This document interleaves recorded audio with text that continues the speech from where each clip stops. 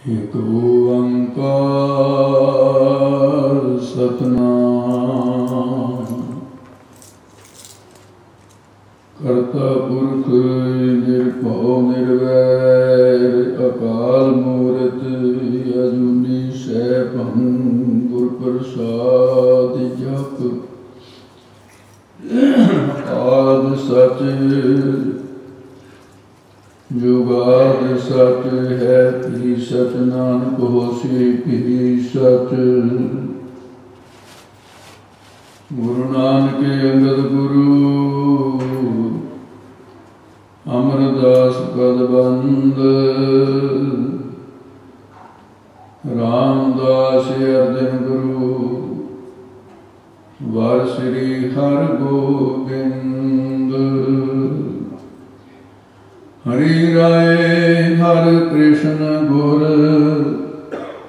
तेग बहादुर चंद।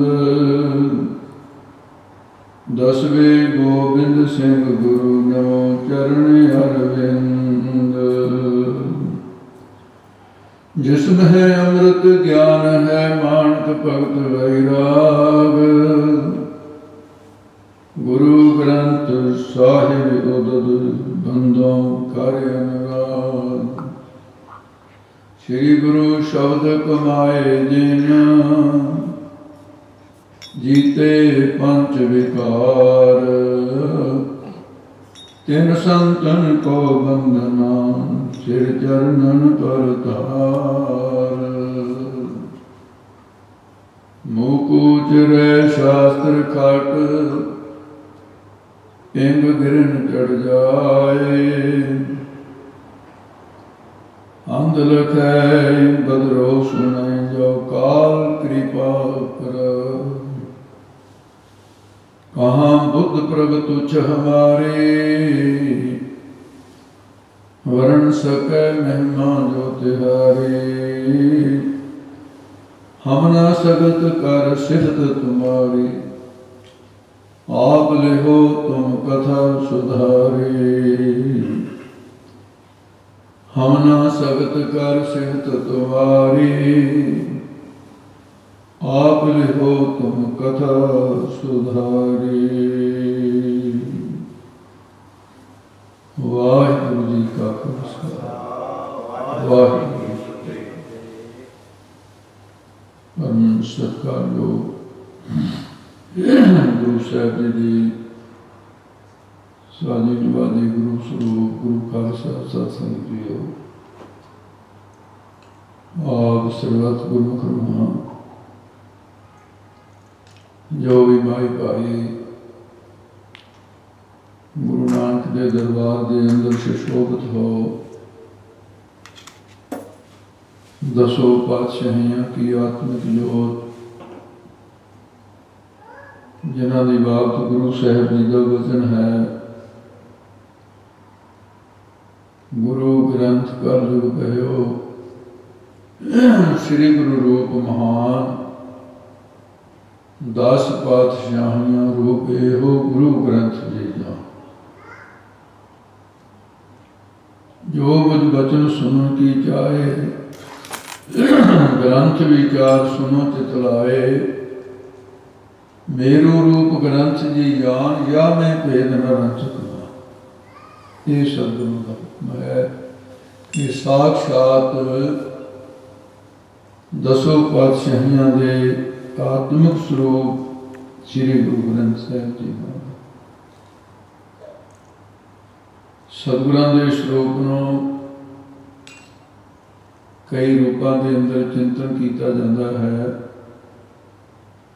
सतगुरां दी बाणी नूं बाणी दे विच ही सतगुरां ने बाणी की महिमा बाणी विच कीती हुई। किते किते निरंकार का स्वरूप ही दसिया है बाणी। वह बाणी निरंकार है तिसदे गुण अवर न होए। किते किते इस बाणी नूं कहा जैसी मैं आवे खसम की बाणी फैसला करे ज्ञान भी ला लो। तो इस करके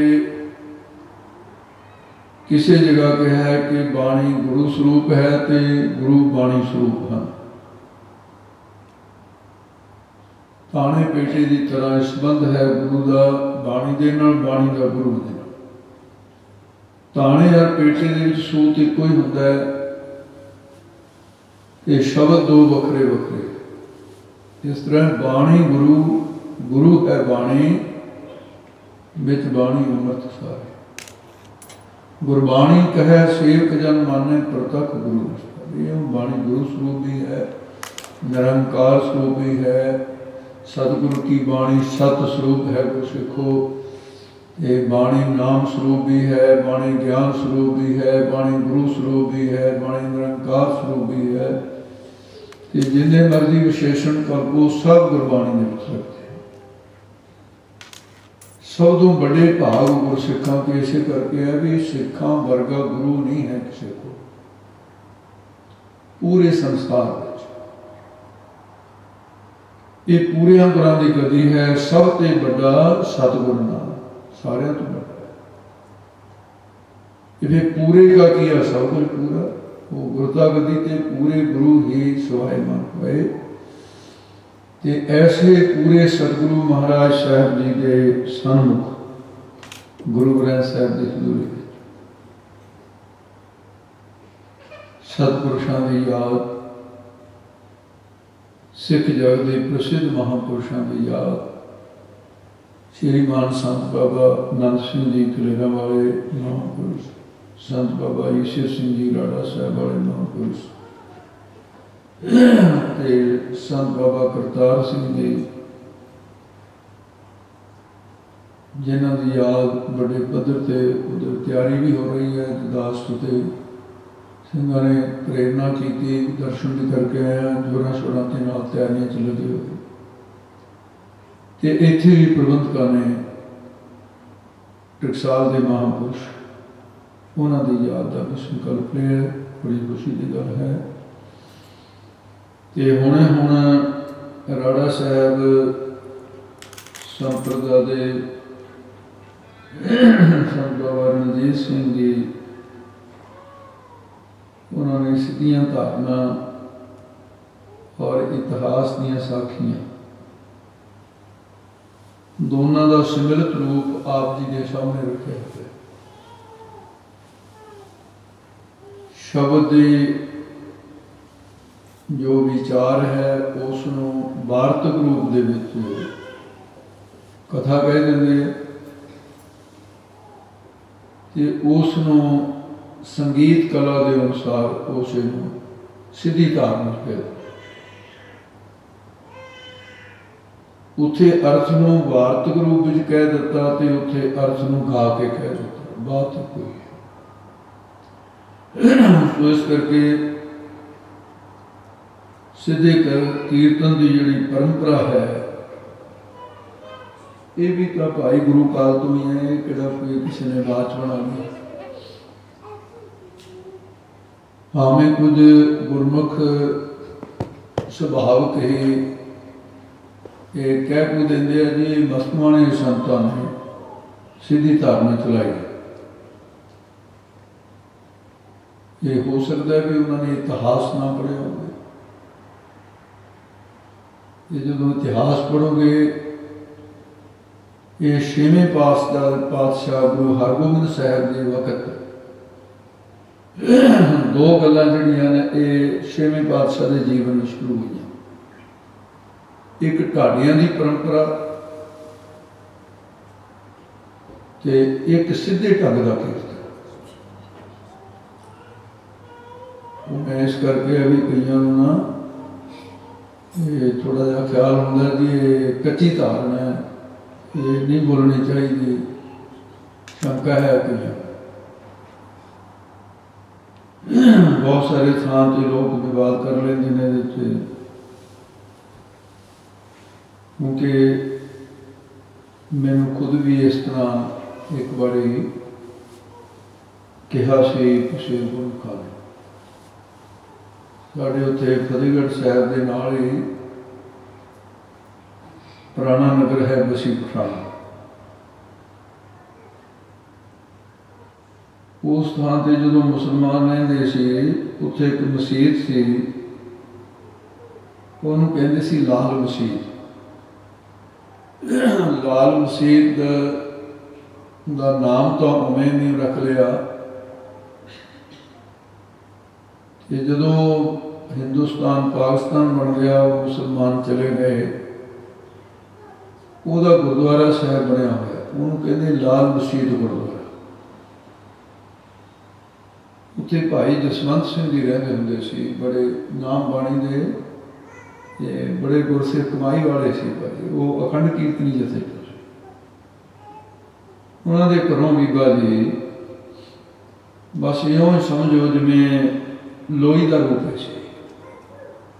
ਬੱਚਾ ਉਹਨਾਂ ਦੇ ਹੈ ਨਾ ਸੀ ਕੋਈ। ਤੇ ਉਹਨਾਂ ਦੇ ਗੁਰਮੁਖ ਰੂਹਾਂ ਵੱਲੋਂ ਭਾਈ ਪਰਮਜੀਤ ਸਿੰਘ ਉਹਨਾਂ ਦੇ ਸਿੰਘਣੀ ਦੇ ਸਕੇ ਭਰਾ ਸੀ। ਉਹਨਾਂ ਨੇ ਮੇਰੇ ਕੋਲ ਆ ਕੇ ਕਿਹਾ ਜੀ ਦੀਵਾਨ ਭਾਈ ਸਾਹਿਬ ਨੇ ਕਿਹਾ जिन्ना भी वक्त है 2-3 दिनों का जैसा भी है दे दो। मैं कह जी दीवान तो कोई बात नहीं, पर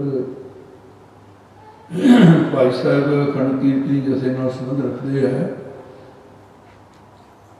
भी वो कीर्तन की डिमांड करते हैं। तुसी शायद कितने भुलेखे च होणगे भी आपां कथा कर लवांगे। वो कहते हैं जी कहा तो भाई साहब नहीं है, बाकी तुहाडी अपनी मर्जी है। असीं साज तो ले ले नाल, पर मन दे विच शंका रही कि वो सीधी धारणा पसंद नहीं करते। मैं उत्थे जाके जो जल पानी छकन लगे, तैयारी हो गई, संगतां आ गई। मैं कहा भाई साहब जी जसवंत सिंह जी एक बेनती है। कहते दसो।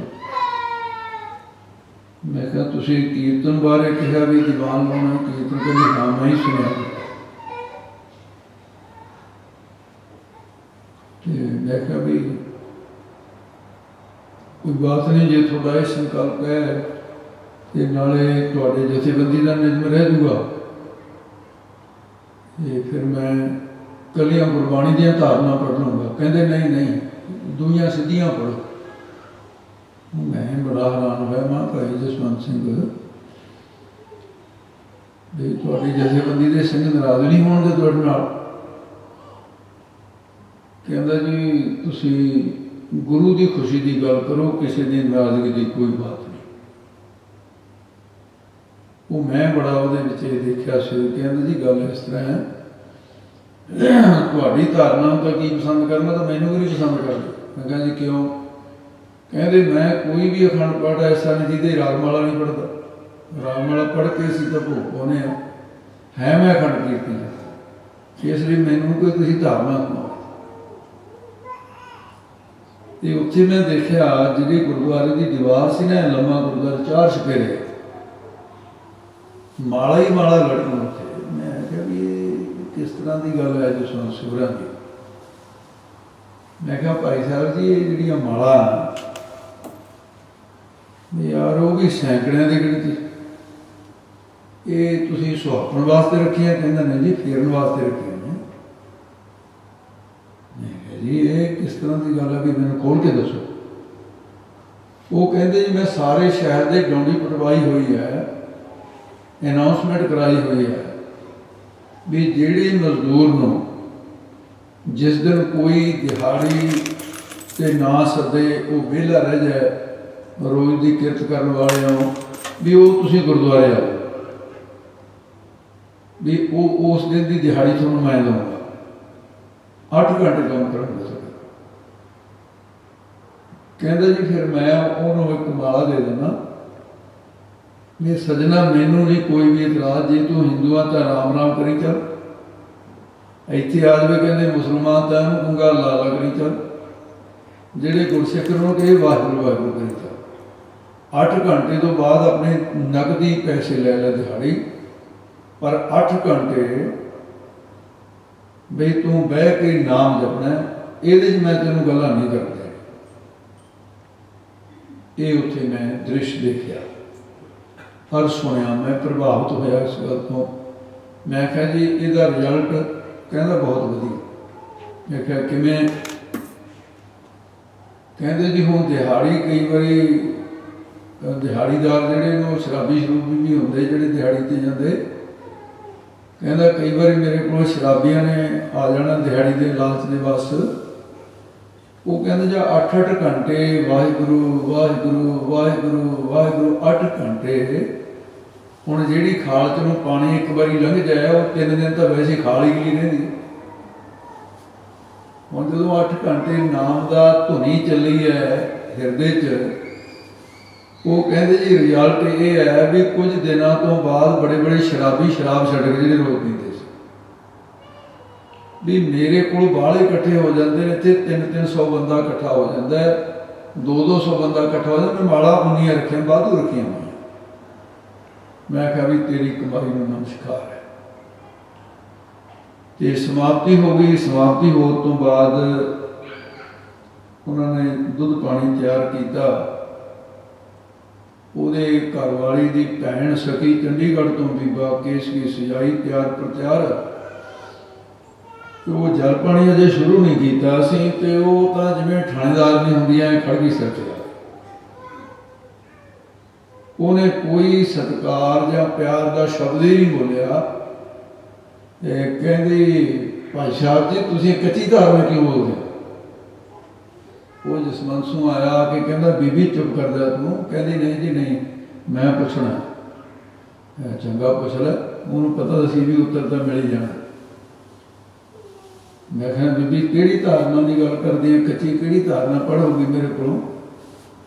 आके उन्हें जो वाह वाह वाह वाह वो प्यारिया उन्हें कच्ची धारणा जी महाराज थोड़ी लिखी होगी। मैं कहा अच्छा। मैं कहा बीबी वैसे मैं तेरी जानकारी वास्ते दसदा यही जी शंका वाले मैं लभदा फिरदा हुंदा, वैसे तुसीं आप ही आ गए अज मेरे को, ये बड़ा चंगा है। मैं तो खोजदा फिरदा हुंदा भी मैनूं कोई टक्कर जाए सा भी अज तक गुरु गोबिंद सिंह किरपा ही कर दे। पहले तो इत्थों ढिली जी होगी थोड़ी जी बीबी। मैं कहा बीबी दसी करा की कहती सी? कहती कच्ची धारणा क्यों बोलते हैं? मैं कहा मैं तो बाद च दसूं, पहले तू दस भी कच्चियां गल्लां क्यों बोलदी है? जी मैं किहड़ी कच्चियां गल्लां बोलदी है? मैं कहा जिहड़ियां गल्लां करदियां गुरु ग्रंथ साहिब हैगियां लिखियां जिहड़ी मेरे नाल कर रही है। कच्चे काम करने वाला कोई दूसरे को किवें कह सकदा? मैं कहा जदों अपने बच्चों नाल गल करदी उदों पक्की बाणी बोलदी हुंदी। पति नाल गल्लां करदी सहुरे नाल सस नाल आउंदे इत्थे आई भी रिश्तेदारी तेरी भैन खड़ी आ माता लोई वर्गी जिन्हों कदे शिकायत ही नहीं है तो तू सारा दिन कच्ची बाणी बोलती है। तू 5 मिनट मेरे को 10 मिनट धारणा सुन के घबरा गई। मैं कहती जी ये कोई उत्तर थोड़ी उत्तर सही है। मैं कहा चलो छड़ दो गल। मैं कहा पढ़ी लिखी लगती है कुड़िए? कहती हाँ मैं पढ़ी हुई है।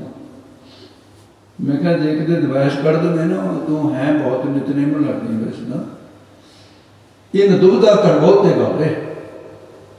मैं कहा भी एक गल दस मैनू भी जिहड़ा फल है बिरछ नूं लगदा वो पहले ही पक्का फल लग जाता है कि पहला कच्चा फल लगता होंगे? कहती जी तो सबनों पता भी पहला कच्चा फल लगता। मैं कहा जो कच्चा फल झाड़ दिए फिर तो नहीं लगता पक्का? कहती ना फिर नहीं लगता। मैं कहा तू ऐ कर भी सानू कच्चे फलों चंगी तरह इन्हों पानी पूनी दे लेने दे भी बाकी पका लियो तुसीं बाद दे विच। इस करके तुसीं ये गल्लां बंद करो। तो फिर मैं उन्होंने दसिया भी यह कीर्तन जिहड़ा है ये कोई मनमत नहीं किसी संतां दा नहीं चलाया, ये गुरु काल तो चलिया। कहंदे जी ये किस तरह? मैं कहा लियाओ त्यासे ते पोथी लिया मैं कढ़ के दे देना। 6वें पातशाह गुरु हरगोबिंद साहिब महाराज जदों गरीबबाग भाई की डोली गए है, पहला तो महाराज साहब जी नूं अलमस्त फकीर से जिथों उदासियां के 4 धुने चले है, फूल जी, गोविंद जी, बाला हसनू जी अलमस्त ये 4 हैं। ये उदासियां के 4 धुने चलते ना जुड़े। ये बाबे गुरदित्ते के 4 चेले सी। बाबा गुरदित्ता श्री चंद साहब के चेले से गुरु हरगोबिंद साहब ने भेंट की सी बाबा चेली चंद। इतिहास पढ़ोगे थोनों बहुत संख्या अपने आप मिल जाएगी। ਤੇ ਜਿਹੜੇ ਕਹੀ ਜਾਂਦੇ ਗੁਰੂ ਨਾਨਕ ਦੇ ਪੁੱਤ ਨਲਾਇਕ ਸੀ, ਤਾਂ ਗੁਰੂ ਹਰਗੋਬਿੰਦ ਸਾਹਿਬ ਨੂੰ ਨਹੀਂ ਸੀ ਪਤਾ ਵੀ ਨਲਾਇਕ ਨੂੰ ਮੈਂ ਆਪਣਾ ਪੁੱਤ ਕਿਉਂ ਦੇਵਾਂ ਲਾਇਕ। ਇਹ ਕੁਛ ਹਿਸਾਬ ਕਿਤਾਬ ਦਵੈਸ ਚ ਬਾਬਾ ਬੁੱਢਾ ਸਾਹਿਬ ਜੀ ਨੇ ਚਿੱਠੀ ਲਿਖੀ ਗਰੀਬ ਨਵਾਜ਼, ਰੌਣਕਾਂ ਤੁਹਾਡੇ ਨਾਲ ਹੀ ਚਲੀ ਵੀ ਕਿਰਪਾ ਕਰੋ। ਤੇ ਇੱਥੇ ਸਾਡੇ ਕੋਲ ਤਾਂ ਕੀਰਤਨੀਏ ਵੀ ਨਹੀਂ ਰਹੇ ਹੋਣੇ ਤੇ ਤੁਸੀਂ महाराज किरपा करो। दरबार साहब की तो मर्यादा चलती है जो गुरु अर्जन देव जी ने बनाई है, पर महाराज जो दीवान लगते सी बाहर अकाल तख्त साहब से वो सारिया रौनकें खत्म हो गई थोड़े जान की देर। हरमंदिर साहब का कीर्तन होंदा है, बाणी का जाप चल रहा है, तो जोड़ा लाभ उत्थे मिलता सी इतिहास सुनाना, साखियां सुनाउणियां ते कुछ होर, ये महाराज ਤੇ ਮਹਾਰਾਜ ਸਾਹਿਬ ਜੀ ਨੇ ਕਿਹਾ ਬਾਬਾ ਬੁੱਢਾ ਸਾਹਿਬ ਜੀ ਨੇ, ਜੀ ਤੁਸੀਂ ਆਪ ਕਿਰਪਾ ਕਰੋ, ਸੰਗਤਾਂ ਨੂੰ ਪ੍ਰਚਾਓ ਸ਼ਬਦ ਦੇ ਨਾਲ। ਕਹਿੰਦੇ ਜੀ ਮੈਨੂੰ ਰਾਗ ਨਹੀਂ ਆਉਂਦਾ। ਕਹਿੰਦੇ ਤੁਸੀਂ ਸਿੱਧੀਆਂ ਧਾਰਨਾ ਦੁਆਰਾ ਹੀ ਸ਼ੁਰੂ ਕਰ ਦਿਓ, ਲਾਭ ਹੋਏਗਾ। ਬਾਬਾ ਬੁੱਢਾ ਸਾਹਿਬ ਨੇ ਹਰਮੰਦਰ ਸਾਹਿਬ ਤੇ ਅਕਾਲ ਤਖਤ ਤੇ ਕਰਕੇ ਅਰਦਾਸ, ਸਿੱਧਾ ਕੀਰਤਨ ਆਰੰਭ ਕੀਤਾ। ਤੇ ਉਹ ਕੀਰਤਨ ਦੀ ਯਾਦ ਅੱਜ ਦੀ ਤਾਰੀਖ ਦੇ ਵਿੱਚ ਵੀ ਮੌਜੂਦ ਹੈ, ਜਿਉਂਦੀ ਹੈ। ਉਹ ਹਰਮੰਦਰ ਸਾਹਿਬ ਦੇ ਆਲੇ ਦੁਆਲੇ ਜਿਹੜੀ ਵੱਡੀ ਪਰਿਕਰਮਾ ਹੈ, ਉੱਥੇ ਅੱਜ ਵੀ ਉਹਨੂੰ ਬੋਲਦੇ ਆ ਸ਼ਬਦ ਚੌਂਕੀ। ਅਰਦਾਸ ਨੇ ਚੌਂਕੀਆਂ ਝੰਡੇ ਗੁੰਗੇ ਜੁਗੋ ਜੁਗ ਅਟਲ ਰਹਿਣ, ਤੇ ਉਹ ਸ਼ਬਦ ਚੌਂਕੀ ਹੈ। ਹਾਂ ਇਤਨਾ ਜ਼ਰੂਰ ਹੈ कि कीर्तन जिहड़ा है गुरबाणी दीआं तुकां नूं ही गायन कीता जाता है, अपने कोलों कोई अखर नहीं बनाया जाता। सच्चाई है। ते संत बाबा अतर सिंह जी महापुरुषां ने, संत बाबा मगर सिंह जी महापुरुषां ने, संत ज्ञानी सुंदर सिंह जी भिडरां वाले महापुरुषां ने, ये तीन उस वेले महापुरुष ऐसे सन जिन्हों ने फिर मालवे की धरती के जोड़े लोग बोलियां ते माड़ियां गल्लां बोलते सी, बोलियां पाउंदे सी, उन्होंने सीधे रस्ते ते लियाउण वास्ते महापुरुषों ने हल्ले दे शब्द, जिहड़ी गल उन्होंने समझे जिवें होना नहीं छटकारा नाम दे जपे बिना, होना नहीं छटकारा नाम दे हल्ले दे शब्द। ते महापुरखों ने फिर इसनूं सीधी धारना के रूप शास्त्र जी बनाए। वो संगीत के अनुसार है, काव के अनुसार है। ये सीधी धारना जड़ियाँ ना वो 5 किस्म दियां होंदियां ने, जड़ियाँ मूल रूप के अंदर, ते उन्हां दे उत्ते शब्द गायन किया जाता है। बाबा बुढ़ा साहब जी ने ये परंपरा चलाई ते ये चलती गई, तो संत बाबा अतर सिंह जी ने इनू फिर थोड़ा जा होर रूप नाल दे दिता। उहदा प्रचार श्रीमान संत बाबा ईश्वर सिंह जी महापुरुषां ने, ते उस रीत के अनुसार तुसीं कीर्तन सुने। और इहदे विच भी एक गल स्पष्ट है, जो कुछ अपनी जन्मां जन्मांतरां की कमाई नाल नहीं मिलता, वो महापुरुष की एक आशीर्वाद नाल मिल जाता है। कालना अपनी थां ते संत बाबा अतर सिंह जी मसमाने वाले और संत बाबा अतर सिंह जी रेणु साहब वाले, ये दोवें महापुरुष साधना का साधना नाल मिलाप हुंदा है। ते याद कीता महापुरुषां नूं अंतरात्मे के महापुरुष मिलन वास्ते आ गए। स्नेहा नहीं दिता भी आओ जी मैं तुहानूं मिलना ना, अंदर तो आवाज़ दी है तो आवाज़ उत्थे पहुँच गई। ये आवाज़ ना कोई हर कोई मार सकता है, ना कोई हर एक पहुँचा सकता है आवाज़। कि बाबा फरीद साहब की आवाज़ कबीर साहब को पहुँची सी।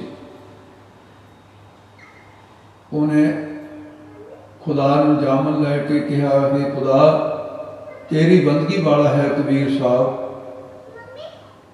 मैं उन्होंने दर्शन करके कुछ विचार साझे करने चाहना परमात्मा दे।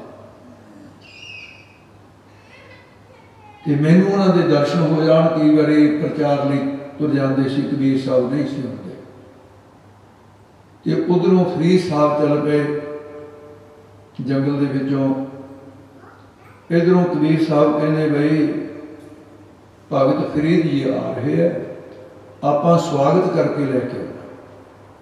इधरों वो चल पे मिलाप होया, एक दूजे का सत्कार किया, घर दे भी कबीर साहब जी लैके आए, भोजन छकाया, ते फिर बाद दे विच फरीद साहब के जिहड़े मरीद सी उन्होंने भी चाह सी कि दो ब्रह्म ज्ञानियों ने इकट्ठे होना है, जग्यासुआं नूं बड़ा लाभ होना है। जिहड़े कबीर साहब के शिष्य सी उन्होंने भी ऐसे हो कि दो ब्रह्म ज्ञानी इकट्ठे हो जाए, बड़ा लाभ होएगा। जदों प्रसादे पानी का सारा निबड़ गया काम, कहते जी आओ फिर हम कुछ विचार कर लीए। हाँ जी, बैठ गए, नेत्र कर ले बंद दोनों ने, ते बुल भी बंद कर ले, ना कबीर बोलिया ना फरीद बोलिया, दोने नहीं बोले एक दूजे नूं। सारी रात लंघ गई इस तरह, वो उड़ीकते रहे भी हुण बोलणगे, कोई भी ना बोलिया दोनों चों।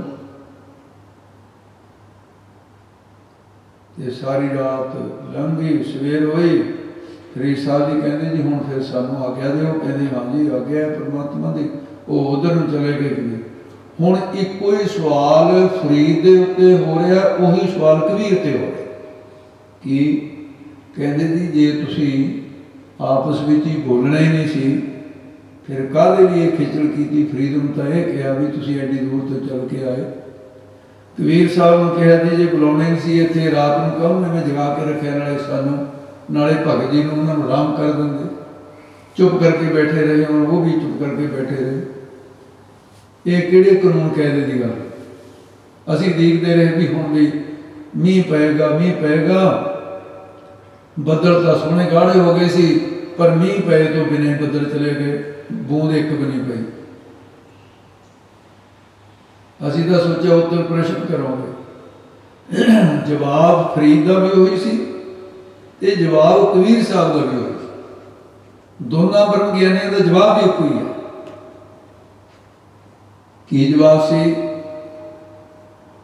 कहण लगे भाई असीं तो सारी रात गल्लां करते रहे,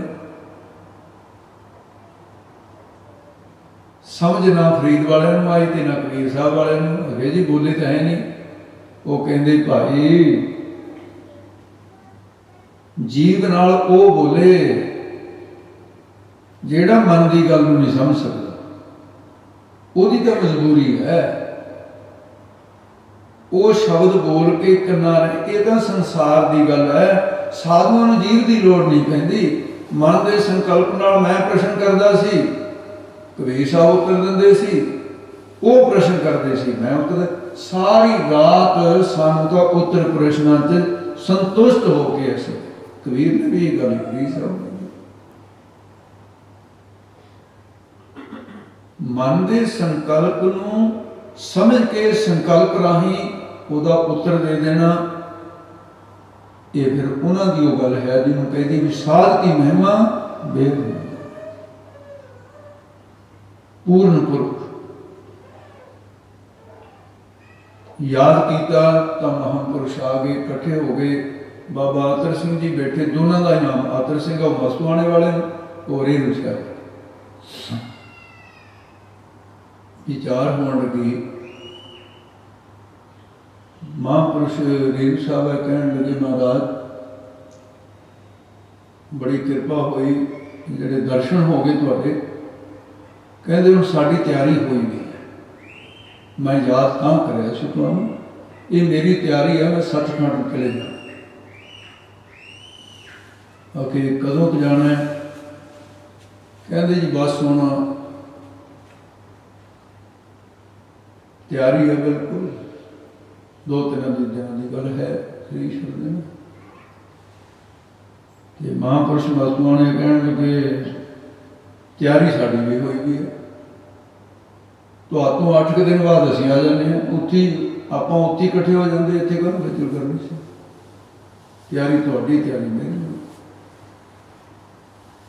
संत बाबा अतर सिंह जी रेणू साहब वाले दराग विच आ गए, अखां चों आंसू आ गए, त्रिप त्रिप हंझू डिगण लग पे। संत बाबा अतर सिंह जी कहण लगे, महापुरुषो कि तुहाडा संसार तो जाना सुन के मैं नहीं हंझू सिटे, ते मेरा संसार तो जाना सुन के तुसीं क्यों हंझू सिटे। कबीर संत को यह क्या रोई है जो अपने रह गया, ये आप लोगों को दसते रहे, तुसीं हुण ऐसा क्यों कीता। संत बाबा अतर सिंह जी रेणू साहब वाले कहण लगे जी इस तरह है, मैं तो गुरु नानक दे घर का सेवादार चाकर खेती करके लंगर चलाता रहा। ये मैं कोई कथा कीर्तन भी नहीं सी जानता, इसलिए मैं तो ये धर्म की किरत और जेड़े आ जाते सी प्रेमी। उस वेले संत बाबा ईश्वर सिंह जी सेवा दे विच हाजिर से कोल बैठे सी, बिल्कुल जिवें आ किसी महापुरुष का गरबी कोल बैठे, कोल बैठे सी। ते कहण लगे भी मेरे जान दे नाल कोई बहुता घाटा नहीं पंथ नूं पैण चलिया, क्योंकि मैं तो खेती करन वाला बंदा सी। गुरु गोबिंद सिंह साहब का इतिहासक स्थान ते आप जी भी याद होएगा भी संत बाबा अतर सिंह जी रेणू साहब वाले फौज च सन। फौज चों आके इन्होंने जिन्नी जमीन सी वो अद्धी जमीन तो गुरुद्वारे के नाल वास्ते गुरु गोबिंद सिंह साहब के स्थान के नाल, अद्धी जमीन सी जिहड़ी वो सासी परिवार नूं वंडती भी तुसीं सुनो। ते आप महापुरुषों ने कदे गुरुद्वारे साहब दे विचों गुरु घर दे अन्न धन दे विचों अपने शरीर लिए कदे कुछ नहीं सी वरते। उन्होंने पेंशन हुई नहीं सी, वो पेंशन के नाल ही अपना गुजारा करते सी। 8 पैरा भोजन छकना, संजम का अल्पहार, सुल्प सी निंद्रा, दया खिमा संप्रीत जिहड़े सी वो निजमां च पूरे सी, अल्पहारी सन। ते इस करके सारी जिंदगी ये निभाई उन्होंने, जब तप सी सारी जिंदगी घालना ही घालना सी। ते उस वेले फिर महापुरुष कहण लगे जी तुहाडे जान की तकलीफ मेरे मन में तां हुई है भी पंथ नूं बहुत बड़ा घाटा पै जू तुहाडे नाल। तुसीं किन्ना सीधे कीर्तन द्वारा बड़े बड़े विषयी जिहड़े सी बेसवावां नूं भी, हैरान की गल है भी गाउण वाली बीबी ते महापुरुषों की कृपा ऐसी हुई वो अपना माड़ा करतब छड़ के संतनी बना दिता सी, उसनूं ब्रह्म ज्ञान बना दिती। इस करके महाराज तुहाडे जाण दा मैनूं दुख होया भी पंथ नूं ये गुरु नानक की फुलवाड़ी नूं ये तो फुल सुक जाणगे, कौन इन्हां नूं पालूगा। पंथ च अजे कोई होर शख्सियत इस तरह की नजर नहीं।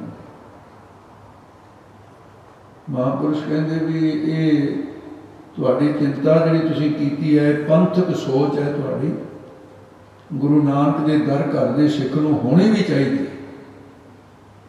पर कहते भी इहदी चिंता क्यों करते हो। ये अपना सज्जा हाथ चुकया संत बाबा ईश्वर सिंह जी उन्होंने पिठ के उत्ते रख दिता मस्तूआने वाले ने। सेवक संत बाबा अतर सिंह रेणू साहब वाले दे ये बख्शिश हो रही है, मस्तूआने उन्होंने तो जी करनी सी करनी सी। पिठ के हथ रख के कहते महापुरुषो मेरे जान तो बाद कहते गुरु नानक की फुलवाड़ी नूं गुरु नानक दे अमृत जल दे नाल सिंजण वाले कहते मेरे तो बाद रौनका लाऊगा तुहाडा सेवक कहते ये कीर्तन करूँगा मेरे तो बाद। ये बख्शिश संत बाबा ईश्वर सिंह जी नूं संत बाबा आतर सिंह जी मस्तवाने वाले ने थी जिन्हों की सेवा करती सी उन्होंने तो करनी सी। ये बाबा बीरमदास जी ने उस तो उम्र 4 साल की सी संत बाबा ईश्वर सिंह जी की। तो मैं जी गल कह रहा सी जी कालना दे नाल अपनी मेहनत के नाल ना मिले वो कई बारी महापुरुषों की असीस के नाल मिल जाती। अनेकों दृष्टांत अनेकों प्रमाण। ज्ञानी चरण सिंह का नाम बड़ा पंथ जज भी है। ये गुरनिया दे सी दमदमा साहब ते सिंह साहब रहे कथावाचक सी। संत ज्ञानी गुरबचन सिंह जी के वेले ज्ञानी जी का बड़ा विद्वानी का डांका बज रहा सी बहुत। वो ज्ञानी चरण सिंह जी उम्र सी अजे 9-10 वरियां की किते अखंड पाठ का भोग पिया सी। जिन्हें हुक्मनामे की कथा करनी सी वो ज्ञानी सिंह किते आया ये कहते जी भी हुक्मनामे की कथा वाला नहीं आया। संत बाबा आतर सिंह जी ये चरण सिंह करी देख के कहते पचंगिया जा पंचनाना करके बह जा ताकि कहते कथा कर। वो कोल नहीं होके कहता महाराज जी मैं तो कथा नहीं जानता।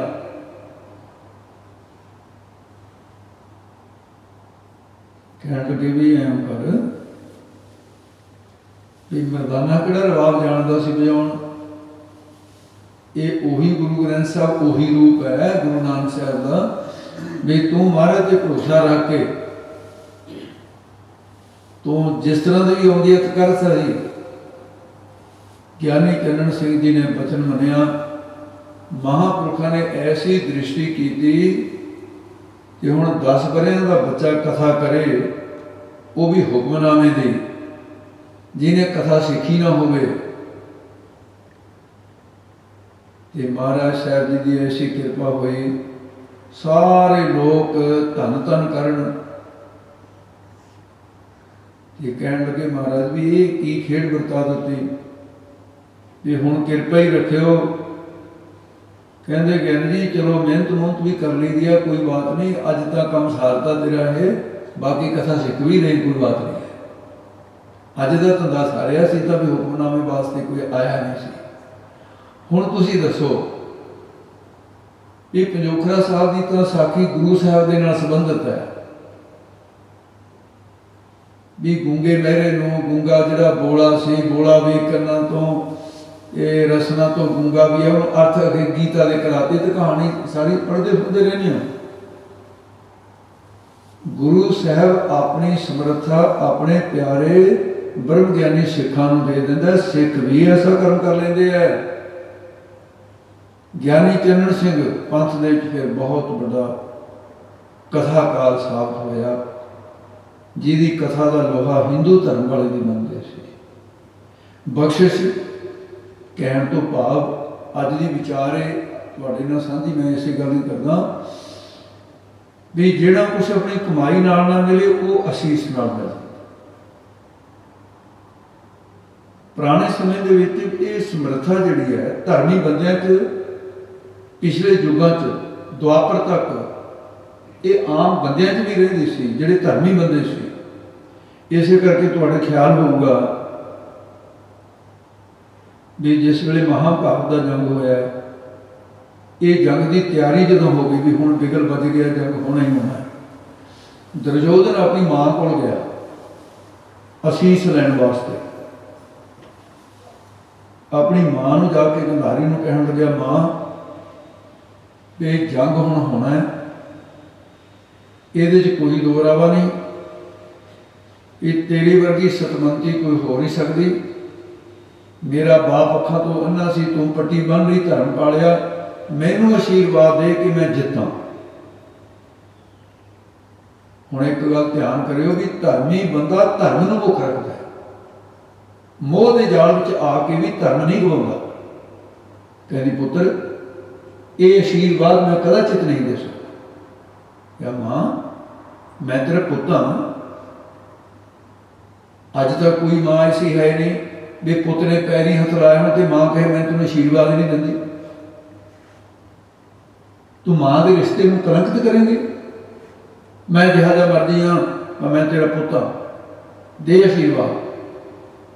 कहती नहीं पुत्र, मेरा धर्म पहला है तो मेरा पुत बाद में है। अज पुत पहला है, धर्म बाद में है। इसे गल ने तो पंथ का नुकसान किया। कहने लगे हाँ दुर्योधन तेन खाली नहीं मोड़ांगे। क्या मां ठीक है? कहने लगी हे ईश्वर, मैं अपने पुत्र को प्रार्थना तेरे चरणों च करके आशीर देन लगी। आशीर्वाद हे दुर्योधन, मेरे यही आशीर्वाद है कि मैं तेरे लिए धर्मी होने के नाते जो धर्मी मां आशीर्वाद दे रही हो वही दे रही हाँ।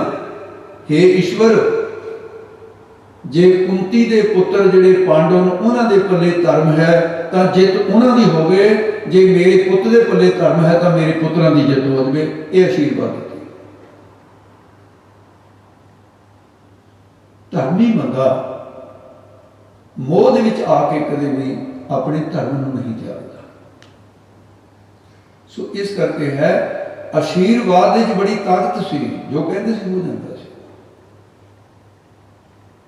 इस करके संत बाबा अतर सिंह जी ने जिहड़ी बाबा वीर गुरदास जी ने कृपा की, वो मैं बाकी के दिनों आप जी ने साझी कर लूँगा गल।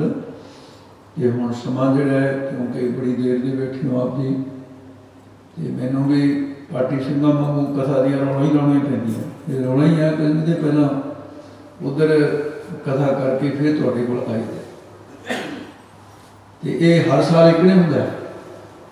ये गुरु कृपा करे। सारिया संगतां दा बहुत बहुत धन्यवाद। ये महापुरुषों की आशीर्वाद की गल जिहड़ी बाबा भीरमदास जी है, वो मैं आप जी नाल कल साझी करांगा। संत बाबा ईश्वर सिंह जी को आशीर्वाद देने वालों की थोड़ी जी जानकारी बहुत जरूरी है। सो आओ इत्थे समाप्ति है खुला चुका की कृपा करनी जी। वाहिगुरू जी का खालसा वाहिगुरू जी की फतेह। राम कली महला।